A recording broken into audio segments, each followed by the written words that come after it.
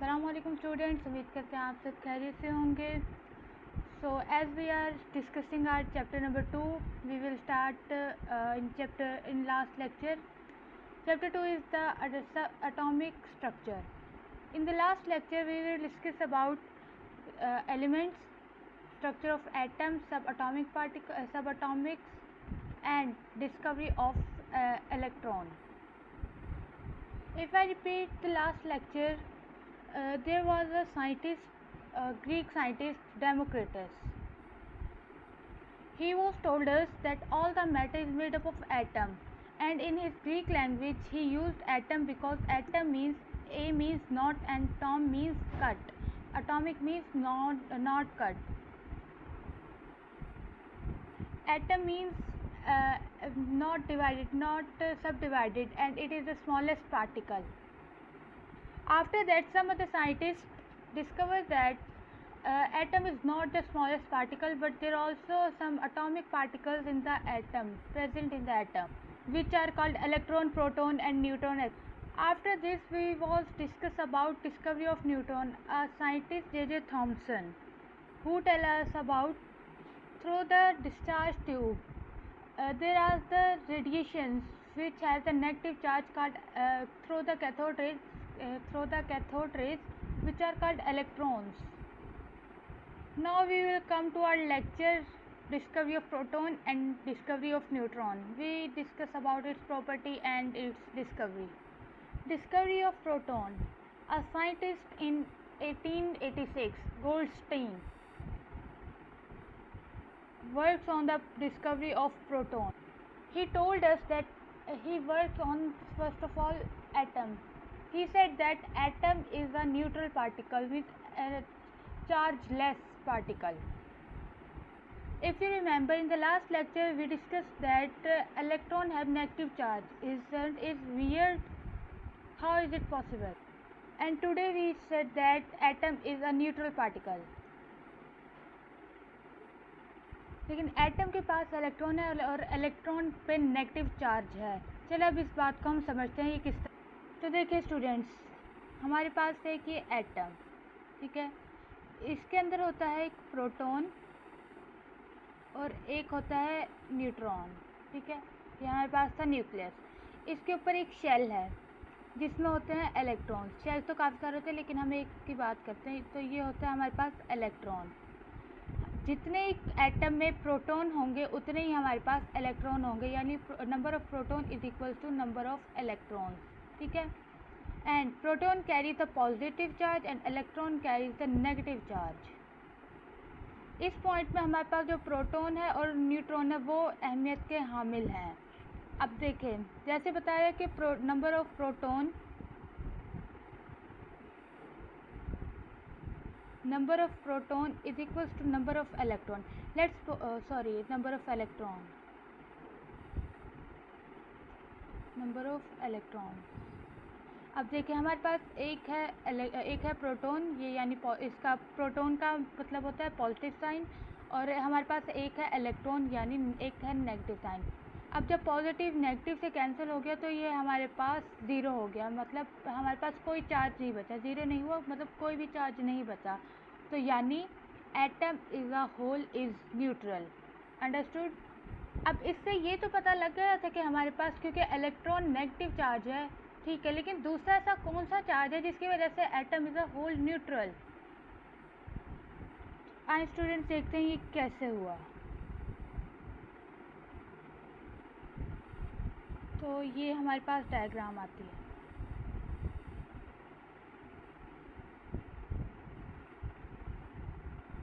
हमने फिर से वही डिस्चार्ज ट्यूब ली. ये हमारे पास डिस्चार्ज ट्यूब आ गई, ठीक है. उसके बाद एक हमारे पास यहाँ पे था ये वैक्यूम पंप, ओके, ये वाला. यहाँ पे हमने लिया एक एनोड, एक लिया कैथोड, और बैटरी लिए जिसमें पॉजिटिव साइड को एनोड से कनेक्ट किया और नेगेटिव साइड को कैथोड से. अब आप लोगों ये सोचे होंगे कि ये तो डिस्कवरी ऑफ न्यूट्रॉन वाला ही डिस्चार्ज ट्यूब है. तो जी हाँ, ये वही है, लेकिन इसमें एक फ़र्क है. अगर हम डिस्कवरी ऑफ इलेक्ट्रॉन वाला डिस्चार्ज ट्यूब देखें तो उसका जो कैथोड है वो इस तरह का नहीं है, वो सिंपल कैथोड है. लेकिन जो प्रोटॉन वाला डिस्चार्ज ट्यूब है वो हमारे पास परफोरेटेड है, यानी उसके अंदर होल्स थे। ओके, अच्छा, तो हमने ये यहाँ पे वैक्यूम लगाया क्योंकि हमें गैस का प्रेशर डिस्चार्ज ट्यूब में बहुत ही लो चाहिए, इसलिए इन दोनों का फ़र्क आपने याद रखना है कि जो हमारे पास प्रोटॉन का डिस्चार्ज ट्यूब है उसमें हमारे पास परफोरेटेड कैथोड है, लेकिन जो हमारे पास इलेक्ट्रॉन का डिस्चार्ज ट्यूब है वो हमारे पास सिंपल कैथोड वाला है। ओके, ट्यूब के साथ क्या किया कि हमने ट्यूब ली, उसमें प्रेशर बहुत लो कर दिया, उसके बाद उसके दोनों टर्मिनल्स को बैटरी के साथ कनेक्ट कर दिया। तो हमें दिखाई क्या दिया, हमने ये देखा कि जो हमारे पास कैथोड है उसमें से रेडिएशन निकल के जा रही थी एनोड की तरफ। अब हमें पता है कि हमारे पास जो एनोड होता है वो होता है पॉजिटिव, और जो कैथोड होता है वो होता है हमारे पास नेगेटिव। अब क्योंकि रेज़ हमारे पास कैथोड की तरफ से निकल के एनोड की तरफ जा रही हैं, तो इसका मतलब ये हुआ कि जो रेज़ हैं उनके पास नेगेटिव चार्ज है, वो नेगेटिव चार्ज कैरी करती हैं क्योंकि वो जा पॉजिटिव की तरफ रही है। हमने ये लास्ट लेक्चर में पढ़ा था कि जो हमारे पास पॉजिटिव रेज़ होती है वो नेगेटिव की तरफ जाती हैं, और जो नेगेटिव होती हैं वो पॉजिटिव की तरफ जाते हैं, क्योंकि सेम चार्ज हमेशा रिपेल करते हैं and negative charge always attract each other. Rays negative से निकल के पॉजिटिव की तरफ जा रही थी। ओके, ये बात हमने पढ़ी थी इलेक्ट्रॉन्स में भी। अब इसमें क्या हुआ, साइंटिस्ट ने जब फर्दर देखा, गोल्डस्टाइन ने जब देखा कि यहाँ पर उसे ग्लो दिखा, ग्लो यानी उसे चमक दिखी, जब उसने फर्दर नोटिस किया, बल्कि उस पर रिसर्च की, तो उसे पता लगा कि सिर्फ एनोड से कैथोड से ही रेज़ नहीं निकल रही, बल्कि एनोड से भी रेज़ निकल कर कैथोड की तरफ जा रही थी। क्योंकि इस साइड पे ग्लो क्यों नहीं हुआ, क्योंकि ये परफोरेटेड एनोड नहीं था। कैथोड हमारे पास परफोरेटेड था, यानी वो सुराखदार था, उसमें होल्स थे, इसीलिए उसके पॉजिटिव रेज़ निकल कर इस साइड पर उससे टकरा रही थी, जिसकी वजह से वो ग्लो करने लग गई। अब इन रेज़ को हमने 3 नाम दिए, जो हमारे साइंटिस्ट थे उन्होंने इनको 3 नाम दिए। पहला नाम था हमारे पास कनाल रेज़, दूसरा हमारे पास था एनोड रेज़, और थर्ड हमारे पास था प्रोटॉन्स। जी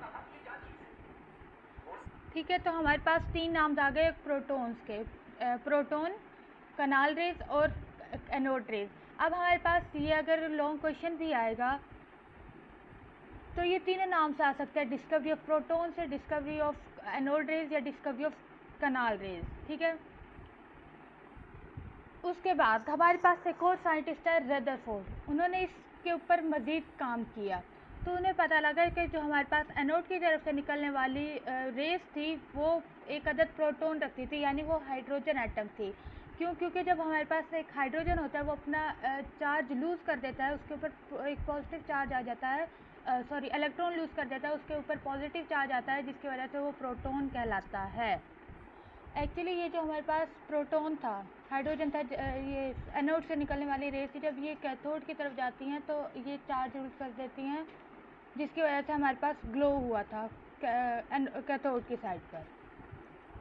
रदरफोर्ड ने हमें एक और बात बताई थी कि जो गैस भी हम इस डिस्चार्ज ट्यूब में यूज़ करेंगे उसकी प्रॉपर्टीज़ होंगी कनाल रेस की, यानी प्रोटॉन कनाल रेस और एनोड की अपनी कोई प्रॉपर्टी नहीं है, वो डिपेंड करती हैं उस गैस की प्रॉपर्टीज़ पर जो हमने डिस्चार्ज ट्यूब में यूज़ किया है। उसमें अब चाहे हम ऑक्सीजन गैस यूज़ कर लें या फिर हम हाइड्रोजन गैस यूज़ कर लें, वट। तो यहाँ तक तो हमारा डिस्कवरी ऑफ प्रोटॉन। आगे हम पढ़ते हैं डिस्कवरी ऑफ न्यूट्रॉन। हमने पहले पढ़ा था कि हमारे पास जो एटम है उसमें 3 सब एटॉमिक पार्टिकल्स हैं, इलेक्ट्रॉन, प्रोटॉन और neutron. Proton carry positive charge, electron carry negative charge and neutron carry no charge. In 1933, a scientist James Chadwick discovers the neutron. He observed that positive charge attract the negative charge and negative charge attract the positive charge. If the positive charge hits the positive, they will repel, and same with the negative. अब उसने देखा कि एक हमारे पास addition ऐसी है जिस पे ना ही मैग्नेटिक फील्ड का असर हो रहा है, ना ही ना ही मैग्नेटिक फील्ड का असर हो रहा है, ना ही इलेक्ट्रिक फील्ड का असर हो रहा है, लेकिन पॉजिटिव और नेगेटिव इन दोनों का असर हो रहा था, जिसकी वजह से वो सिर्फ पॉजिटिव नेगेटिव को अट्रैक्ट करती थी और नेगेटिव पॉजिटिव को। लेकिन ये रेज ऐसी थी कि इन पर किसी चीज़ का असर नहीं हो रहा था, ये अपने तरीके से चलती जा रही थी। और साइंटिस्ट ने फिर इनका नाम रखा न्यूट्रॉन, यानी neutral atom, carry no charge. After the discovery of these three particles, electron, proton, and neutron were given the name fundamental particles and are shown to be present in all the atoms. हमारे पास J Thomson ने discover किया electrons को, proton को discover किया Rutherford ने, और James Chadwick ने discover किया न्यूट्रॉन को। अब उसने इन सब की डिस्कवरी के बाद हमें ये पता लगा कि ये तीनों पार्टिकल्स हमारे पास हर एटम में मौजूद होते हैं। जो हमारे पास न्यूट्रॉन है is heavier than the proton. हमारे पास सिर्फ एक हाइड्रोजन है, इसका आइसोटोप है प्रोटियम। सिर्फ वो एक वाहिद एटम है जिसके अंदर न्यूट्रॉन नहीं होता। बाकी सारे एटम्स में, एलिमेंट्स में हमारे पास number of proton is equal to the number of neutrons. तो ये तीनों पार्टिकल्स मिलकर हमारे पास एटम बनाते हैं। अगला हमारा टॉपिक है डिस्कवरी ऑफ न्यूट्रॉन। इसमें एक साइंटिस्ट था लॉर्ड रदरफोर्ड 1911 में, जिसने एक एक्सपेरिमेंट किया। इस एक्सपेरिमेंट का नाम था गोल्डफील्ड एक्सपेरिमेंट। साइंटिस्ट ने क्या किया, उसने एक आइसोटोप लिया रेडियम, उसने उसको एक बॉक्स में किया, ये था रेडियम, ठीक है। उसके बाद रेडियम की प्रॉपर्टी होती है कि वो इमिट करता है एनर्जी को, ठीक है। उसने ऐसे ही किया, सामने रखा एक गोल्ड फॉइल, यानी एक गोल्ड फॉइल रखा जिसकी थिकनेस थी 0.00004 सेंटीमीटर। जब रेडिएशन यहाँ से टकराई तो उसने ऑब्ज़र्व किया कि हर रेज स्ट्रेट नहीं जा रही, कुछ स्ट्रेट जा रही हैं, कुछ रिपेल कर रही हैं, कुछ कहीं जा रही हैं, इस तरह, ठीक है। रेज को डिटेक्ट करने के लिए उसने आगे एक डिटेक्टर लगाया, उसकी प्रॉपर्टीज़ को समझने के लिए डिटेक्टर लगाया। उसने ऑब्ज़र्व क्या किया कि जो हमारे पास एक एटम है उसके पास एक न्यूक्लियस होता है जिसके पास पॉजिटिव चार्ज होता है, और बाकी उसके पास एक्स्ट्रा स्पेस होती है जिसको हम शेल एक तरह से कह देते हैं, और उसके पास होता है नेगेटिव चार्ज, इस तरह, ठीक है। इससे दो बातें सामने आई। Atom consist of two things, nucleus centre, nucleus को सेंटर भी कहते हैं, जो हमारे पास पॉजिटिव चार्ज रखता है, और एक्स्ट्रा न्यूक्लियर स्पेस जो हमारे पास नेगेटिव चार्ज होता है। हमारे पास जो रेडियम था उससे जो निकलने वाली रेस थी वो थी अल्फ़ा रेस। हर रेस के पास तीन तरह की पार्टिकल्स होते हैं, अल्फ़ा, बीटा और गैमा।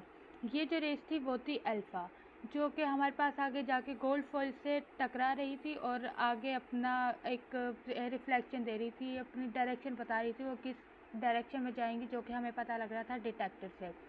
तो यहाँ पे हमारे पास जो रदरफोर्ड था 1911 में, उसने हमें बताया था न्यूक्लियस किस तरह का है, ठीक है। तो आज के लेक्चर में हमने तीन डिस्कवरीज पढ़ी, discovery of proton, discovery of neutron और discovery of nucleus. Hope so आपको ये समझ आया होगा। If you have any query contact me in the box और इन कमेंट सेक्शन। अगले लेक्चर में पढ़ेंगे बोहर एटॉमिक मॉडल। तब तक के लिए अल्लाह हाफ़िज़।